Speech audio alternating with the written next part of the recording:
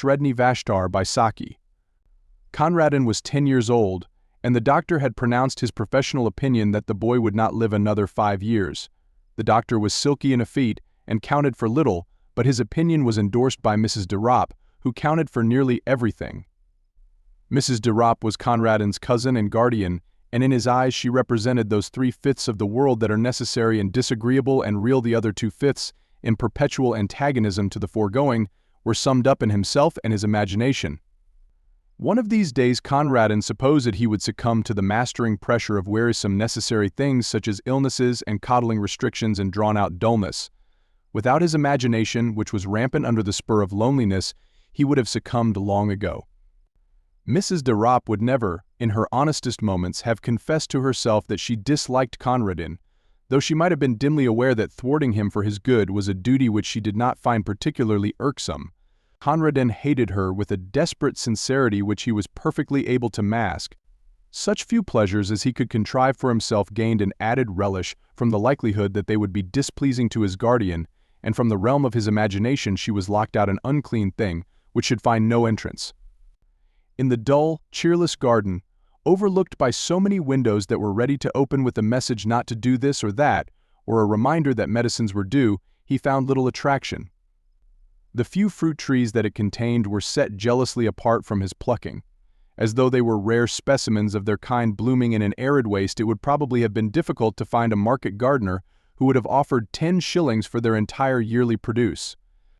In a forgotten corner, however, almost hidden behind a dismal shrubbery, was a disused tool shed of respectable proportions, and within its walls Conradin found a haven, something that took on the varying aspects of a playroom and a cathedral. He had peopled it with a legion of familiar phantoms, evoked partly from fragments of history and partly from his own brain, but it also boasted 2 inmates of flesh and blood. In one corner lived a ragged, plumaged Howden hen, on which the boy lavished an affection that had scarcely another outlet. Further back in the gloom stood a large hutch, divided into 2 compartments, one of which was fronted with close iron bars. This was the abode of a large polecat ferret, which a friendly butcher boy had once smuggled, cage and all, into its present quarters, in exchange for a long secreted hoard of small silver. Conradin was dreadfully afraid of the lithe, sharp-fanged beast, but it was his most treasured possession. Its very presence in the tool shed was a secret and fearful joy, to be kept scrupulously from the knowledge of the woman, as he privately dubbed his cousin. And one day, out of heaven knows what material, he spun the beast a wonderful name, and from that moment it grew into a god and a religion. The woman indulged in religion once a week at a church nearby, and took Conradin with her, but to him the church service was an alien rite in the house of Rimmon. Every Thursday, in the dim and musty silence of the tool shed, he worshipped with mystic and elaborate ceremonial before the wooden hutch where dwelt Sredni Vashtar, the great ferret.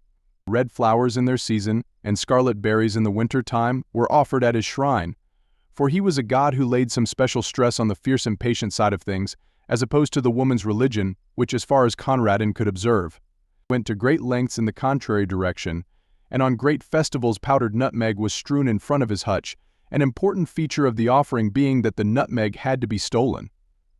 These festivals were of irregular occurrence and were chiefly appointed to celebrate some passing event. On one occasion, when Mrs. de Ropp suffered from acute toothache for 3 days, Conradin kept up the festival during the entire 3 days, and almost succeeded in persuading himself that Sredni Vashtar was personally responsible for the toothache. If the malady had lasted for another day, the supply of nutmeg would have given out. The Howden hen was never drawn into the cult of Sredni Vashtar. Conradin had long ago settled that she was an Anabaptist. He did not pretend to have the remotest knowledge as to what an Anabaptist was, but he privately hoped that it was dashing and not very respectable. Mrs. de Ropp was the ground plan on which he based and detested all respectability. After a while, Conradin's absorption in the tool shed began to attract the notice of his guardian. It is not good for him to be pottering down there in all weathers, she promptly decided, and at breakfast one morning she announced that the Howden hen had been sold and taken away overnight. With her short-sighted eyes she peered at Conradin, waiting for an outbreak of rage and sorrow, which she was ready to rebuke with a flow of excellent precepts and reasoning. But Conradin said nothing. There was nothing to be said. Something perhaps in his white-set face gave her a momentary qualm, for at tea that afternoon there was toast on the table, a delicacy which she usually banned on the ground that it was bad for him also because the making of it gave trouble a deadly offense in the middle-class feminine eye. "I thought you liked toast," she exclaimed, with an injured air, observing that he did not touch it. "Sometimes," said Conradin. In the shed that evening there was an innovation in the worship of the hutch god. Conradin had been wont to chant his praises, tonight be asked a boon. "Do one thing for me, Sredni Vashtar." The thing was not specified. As Sredni Vashtar was a god he must be supposed to know, and choking back a sob as he looked at that other empty corner, Conradin went back to the world he so hated. And every night, in the welcome darkness of his bedroom, and every evening in the dusk of the tool shed, Conradin's bitter litany went up, "Do one thing for me, Sredni Vashtar." Mrs. de Ropp noticed that the visits to the shed did not cease, and one day she made a further journey of inspection. "What are you keeping in that locked hutch?" she asked. "I believe it's guinea pigs. I'll have them all cleared away." Conradin shut his lips tight, but the woman ransacked his bedroom till she found the carefully hidden key and forthwith marched down to the shed to complete her discovery. It was a cold afternoon and Conradin had been bidden to keep to the house. From the furthest window of the dining room the door of the shed could just be seen beyond the corner of the shrubbery, and there Conradin stationed himself. He saw the woman enter, and then imagined her opening the door of the sacred hutch and peering down with her short-sighted eyes into the thick straw bed where his god lay hidden. Perhaps she would prod at the straw in her clumsy impatience. And Conradin fervently breathed his prayer for the last time. But he knew as he prayed that he did not believe. He knew that the woman would come out presently with that pursed smile he loathed so well on her face, and that in an hour or two the gardener would carry away his wonderful god, a god no longer but a simple brown ferret in a hutch. And he knew that the woman would triumph always as she triumphed now, and that he would grow ever more sickly under her pestering and domineering and superior wisdom, till one day nothing would matter much more with him, and the doctor would be proved right. And in the sting and misery of his defeat, he began to chant loudly and defiantly the hymn of his threatened idol. Sredni Vashtar went forth. His thoughts were red thoughts and his teeth were white. His enemies called for peace, but he brought them death. Sredni Vashtar the beautiful.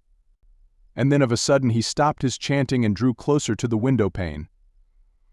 The door of the shed still stood ajar as it had been left, and the minutes were slipping by. They were long minutes, but they slipped by nevertheless. He watched the starlings running and flying in little parties across the lawn. He counted them over and over again, with one eye always on that swinging door. A sour-faced maid came in to lay the table for tea, and still Conradin stood and waited and watched.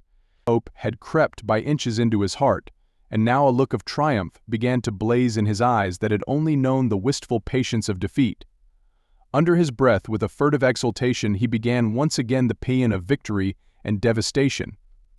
And presently his eyes were rewarded. Out through that doorway came a long, low, yellow and brown beast, with eyes ablink at the waning daylight and dark wet stains around the fur of jaws and throat. Conradin dropped on his knees. The great polecat ferret made its way down to a small brook at the foot of the garden, drank for a moment, then crossed a little plank bridge and was lost to sight in the bushes. Such was the passing of Sredni Vashtar. "Tea is ready," said the sour-faced maid. "Where is the mistress?" "She went down to the shed some time ago," said Conradin. And while the maid went to summon her mistress to tea, Conradin fished a toasting fork out of the sideboard drawer and proceeded to toast himself a piece of bread.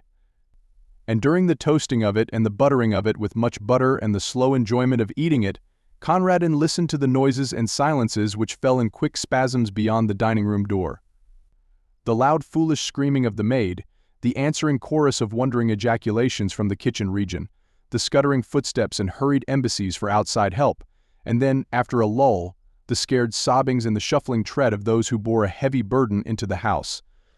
"Whoever will break it to the poor child?" "I couldn't for the life of me," exclaimed a shrill voice. And while they debated the matter among themselves, Conradin made himself another piece of toast.